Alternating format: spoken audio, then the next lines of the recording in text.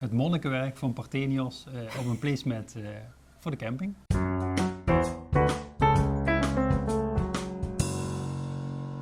Welkom bij Kaart van de Maand. Hoi hoi. Iedere 15e ongeveer delen wij een kaart die ons bezighoudt.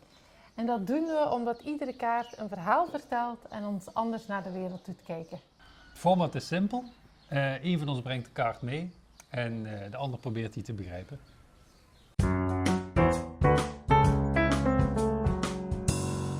Deze maand zijn we naar Griekenland gereisd. We zijn via de Balkan gereden.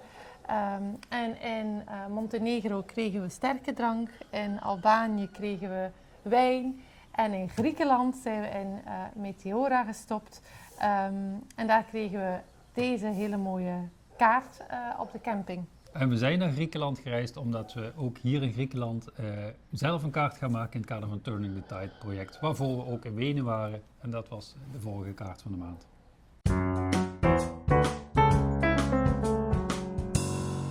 En dat is wat ons raakt aan deze kaart. Dat ze eigenlijk betekenis en bijna spiritualiteit in kaart brengt. Maar dat ze toch gewoon toegankelijk is op de camping.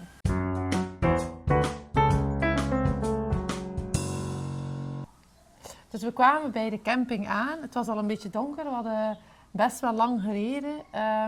En behalve wat praktische informatie waar de toiletten zijn en zo, kregen we ook deze kaart mee. En we hadden onze kleine lampjes aan. Herinner je je nog dat we er toen naar keken?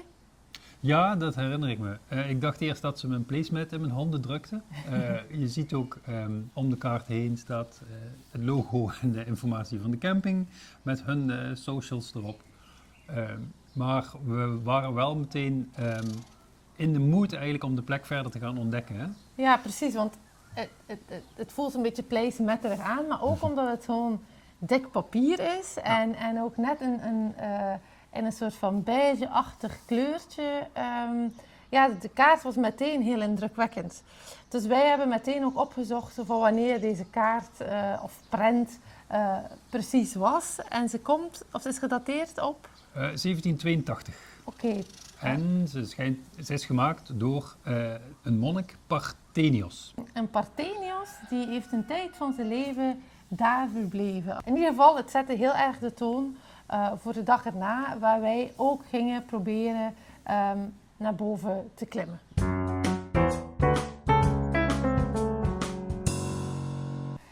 Behalve wat laddertjes en ook manieren om materialen en ook personen mee naar boven te brengen, is er geen enkele route op de kaart. En dat was niet voor niks, toch Remy? Nee, het is inderdaad geen kaart om te navigeren. De kaart is destijds gemaakt om vooral indruk te maken, om aan te tonen dat het kloosterleven zich hoog boven afspeelt, zou je kunnen zeggen. Het onttrekt zich echt aan het dagelijks leven op de aardbodem. En op het moment van bouw van die kloosters probeerden ze ook zo dicht mogelijk bij het hemelse of bij de hemel te zijn, te bouwen.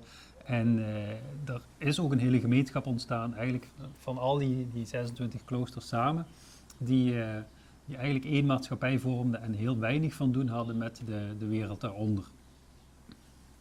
Ja, precies. En het was eigenlijk bijna de bedoeling dat het heel moeilijk te bereiken was. En eenmaal je er was, dat je ook niet meer zomaar even een koffie kunt gaan drinken in het dorpje hier, zeg maar. Ja. Het was echt om af te zonderen en om een ander leven te leiden. Wat was de motivatie om die kaart te maken? Nou, natuurlijk om iets af te beelden van het religieuze leven op die plek. Maar in de tijd dat de kaart gemaakt is, stond het kloosterleven aan zich financieel al aardig onder druk. Het belang daarvan was nog iets minder groot dan in de eeuwen daarvoor. En de kaart is gemaakt. Het is ook een kaart die te drukken is. Hè. Ik denk dat het een lino of een houtsnede of een gravure is. Waarschijnlijk een gravure. Er zijn een x-aantal exemplaren van gedrukt destijds in een van de kloosters. Om simpelweg te verkopen, om geld te verdienen en om daarmee het kloosterleven te kunnen betalen. Dus eigenlijk is het een commercieel product. Ja. Ja, het is een fantastisch mooi product. Ik denk dat ze in de originele, dus niet de placemat editie van de camping, iets groter is nog. Ja.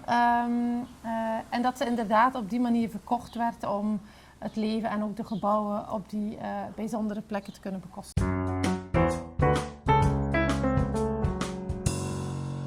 Er is eigenlijk niets echt in proportie. Die kloosters zijn veel te groot getekend, die rotsblokken, de relatie tot deze stukken. Alles is in verschillende soorten perspectieven getekend. Ook die religieuze of mythische personen. En dat draagt allemaal bij aan de geheimzinnigheid van de plek en aan het magische karakter bijna van het landschap.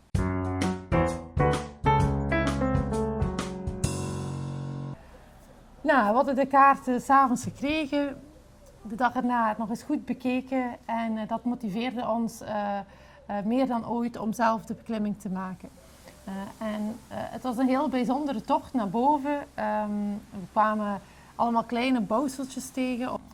En ondanks de bussen met toeristen die ook naar boven gingen, eenmaal we boven waren, heerste wel een bepaalde soort van sereniteit of zo. Van, oh man, wat een moeite en energie moet dat gekost hebben om zo'n grote gebouwen, zo'n complexe gebouwen op zo'n bijzondere plek te kunnen plaatsen. En iedereen, of je nou veel afweet van bouwen, of je linksom of rechtsom komt, of je met de bus kwam of te voet, het maakte niet uit. Iedereen bleek heel erg onder de indruk te zijn.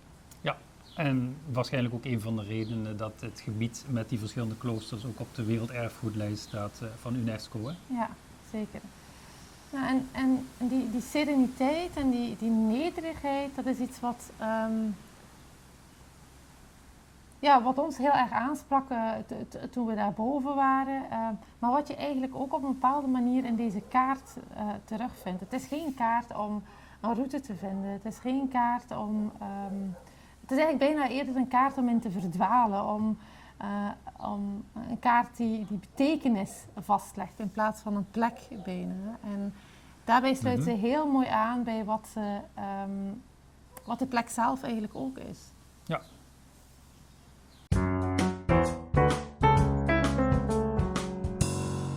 Nou ja, dus eigenlijk is deze Map of the Month ook een oproep om niet op deze manier altijd te navigeren, maar ook dit soort kaarten te nemen om ook een plek te leren kennen en de betekenis ervan veel belangrijker te laten zijn dan zo snel mogelijk van A naar B te kunnen gaan.